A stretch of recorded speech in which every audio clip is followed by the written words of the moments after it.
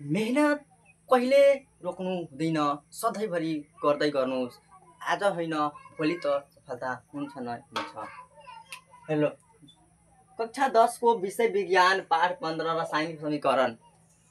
कतिजना विद्यार्थीहरूले मसँग सोध्नु हुनुहुन्छ, सर रासायनिक प्रतिक्रियाको एउटा यस्तो महत्त्व पाठ हो हामीहरूलाई आउँदैन, कसरी बनाउने रासायनिक समीकरणमा दिएको छ एउटा सन्तुलन गर्नुहोस्। सन्तुलन गर्नु अघि तपाईहरूलाई पहिला के गन्ती गर्नु आउनुपर्छ। गन्ती गर्न आउँदैन भने तपाईबाट सन्तुलन गर्न हुँदैन। ल म तपाईलाई सन्तुलन गर्न सिकाउँछु। ल हेर्नुस् त, यहाँ कार्बन, हाइड्रोजन, अक्सिजन। यहाँ कार्बनको संख्या कतिवटा छन्? कति? 4 होइन, यहाँ यही गल्ती तिमी तपाईँ गरिसक्यौ।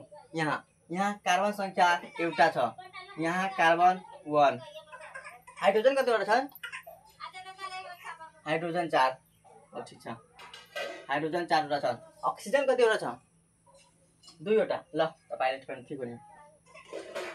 ल यही बात यहाँ हेर्नुस् त, कार्बन, अक्सिजन, हाइड्रोजन। यहाँ कार्बनको संख्या कतिवटा छ? 1 वटा। ल ठिक छ। यहाँ अक्सिजनको संख्या 2 होइन, गल्ती भन्यो।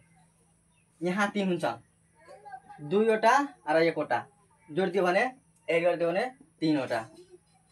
यहाँ हाइड्रोजनको संख्या 2 वटा। ल ठिक छ। ल तपाईले सोचेको कुरा, तपाईले गरेको तपाईले गरेको कापीमा तपाई मिलाउनुस् त। यस्तो छ तपाईको गन्ती? यस्तो छ भने तपाईको गन्ती गर्न आइसक्यो। गन्ती गर्न आएको छैन भने म तपाईलाई सिकाउँछु। ल अब सन्तुलन गर्नुस्।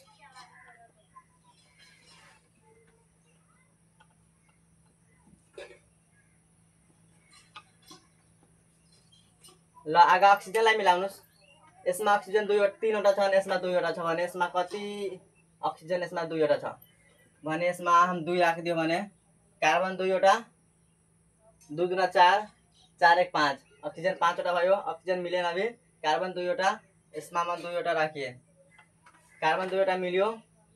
यहाँ हाइड्रोजन, हाइड्रोजनको 4 दुना 8 छ, 8 छ भने यहाँ मैले 4 राखिदिए, 4 राखिदिए भने 4 गो, 4 2 दुना 4 र 4 दुना 8, 8 भइसक्यो। म यहाँले 4 राख्दैछु। यो सन्तुलन भयो।